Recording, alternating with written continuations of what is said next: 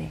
여성주의 상담의 개념은 여성주의적 이론과 방법들의 상담을 도입해서 여성 자신에 대한 재발견이나 사회 현실 구조에 대한 재인식을 통해서 여성의 경험을 이해하며 성차별로부터 자유로울 수 있는 상담 이론이라는 거죠.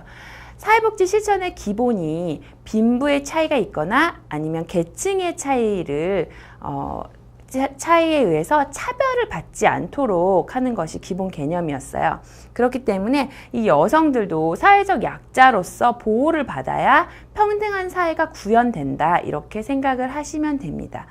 앞서서 말씀드렸듯이 그 사회복지 현장에서, 실천 현장에서 상담이라는 것은 클라이언트가 문제를 해결할 수 있는 핵심이죠. 그래서 클라이언트 문제 해결해 준 사람은 누군가요? 사회복지사인가요? 아니죠. 클라이언트의 문제를 해결해 줄 수 있는 사람은 당연히 클라이언트죠. 본인의 문제에 대해서 가장 잘 알고 있는 사람 누군가요? 본인이죠. 또 문제를 잘 해결해 낼 수 있는 사람 누군가요? 그렇죠. 클라이언트 자신이에요. 그럼 사회복지사는 어떤 역할을 하느냐? 클라이언트가 문제를 잘 해결할 수 있도록 도와주는 역할. 어떻게 도와주나요? 격려해주고 지지해주고 임파워먼트, 권한부여, 역량 강화. 그쵸? 그리고 또 뭐 교육을 통해서 정보를 주고 이런 역할들을 통해서 그 클라이언트가 스스로 문제를 해결할 수 있도록 돕는 사람이 사회복지사입니다. 절대 문제를 해결해 주는 사람은 아니죠.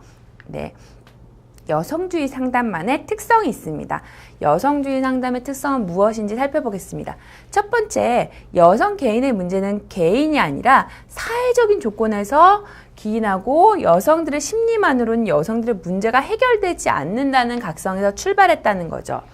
이 이야기는 무슨 이야기냐면 여성 자신이 이렇게 사회에서는 여성이라는 이유만으로 불합리한 일을, 불평등을 겪고 있다라고 생각을 하는데 그것이 개개인의 문제로만 생각이 되지 않는다는 거죠.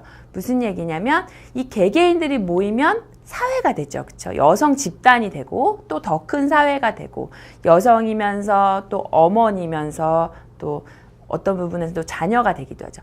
그런 부분들이 이것이 개인의 문제만으로 국한되지는 않는다는 거죠. 사회 문제죠. 다음으로는 여성주의 상담과 여성 상담은 구분돼야 되는 거죠. 다르다는 거죠. 단순히 상담의 대상을 여성으로 국한하는 것이 아니고 여기에 상담의 이론을 대입시키는 것만은 아니라는 거죠. 그러니까 단순히 여성 상담과 여성주의 상담을 같이 묶지 말라는 거죠. 이 이야기는 여성 상담은 여성을 대상으로 하는 상담이고요. 또 여성주의 상담은 페미니즘에 입각한 여성주의를 가지고 기본 베이스에 가지고 하는 상담이라는 이야기죠.